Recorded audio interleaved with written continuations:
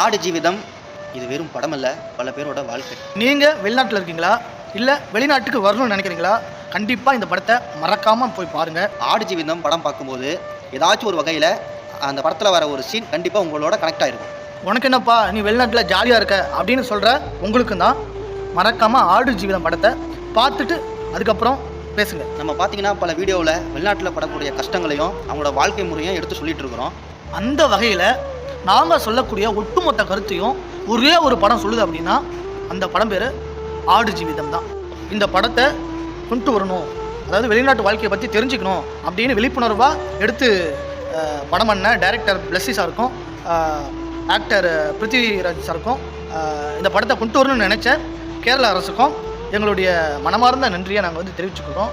மறக்காமல் ஆடு ஜீவிதம் படத்தை தேட்டரில் போய் பார்த்துங்க நண்பா. வெளிநாட்டில் இருக்கீங்கன்னா எப்படியாச்சும் இந்த ஒரு படத்தை ஒரு முறையாச்சும் பார்த்துருங்க. தமிழனாய்